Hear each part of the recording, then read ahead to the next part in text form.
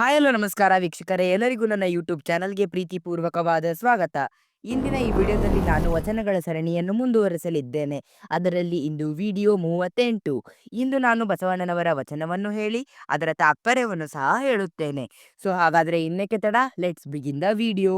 ನ್ಯಾಯ ನಿಷ್ಠುರಿ ದಾಕ್ಷಿಣ್ಯಪರ ನಾನಲ್ಲ, ಲೋಕವಿರೋಧಿ ಶರಣಾರಿಗಂಜುವನಲ್ಲ, ಕೂಡಲ ಸಂಗಮ ದೇವರ ರಾಜತೇಜೊಳಿರ್ಪನಾಗಿ.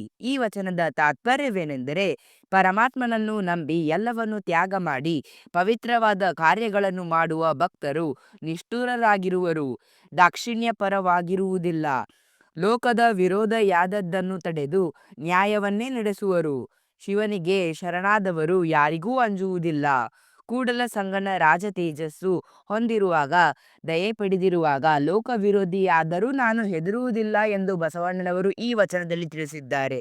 ಸೊ ಫ್ರೆಂಡ್ಸ್, ಈ ವಿಡಿಯೋ ಹೇಗಿತ್ತು? ಈ ವಿಡಿಯೋದ ಬಗ್ಗಿನ ನಿಮ್ಮ ಅಭಿಪ್ರಾಯವನ್ನು ಕೆಳಗಿನ ಕಮೆಂಟ್ ಬಾಕ್ಸ್ನಲ್ಲಿ ತಿಳಿಸಿ. ಬಸವಣ್ಣನವರ ವಚನದ ಸರಣಿಗಳ ಕಡೆ ತಮ್ಮ ಪ್ರೋತ್ಸಾಹ ಬಹಳ ಅತ್ಯುನ್ನತವಾಗಿದೆ, ಬಹಳ ಅದ್ಭುತವಾಗಿದೆ. ಅದೇ ತರಹದ ಪ್ರೋತ್ಸಾಹವನ್ನು ನಾನು ನನ್ನ ಯೂಟ್ಯೂಬ್ ಶಾರ್ಟ್ಸ್ಗಳಿಗೂ ಸಹ ಬಯಸುತ್ತೇನೆ. ಅದರಲ್ಲಿ ಸಹ ನಾನು ವಿಜ್ಞಾನಕರ ತಥ್ಯಗಳನ್ನು ಹೇಳುತ್ತಿದ್ದೇನೆ, ಫ್ಯಾಕ್ಟ್ಸ್ಗಳನ್ನು ಹೇಳುತ್ತಿದ್ದೇನೆ.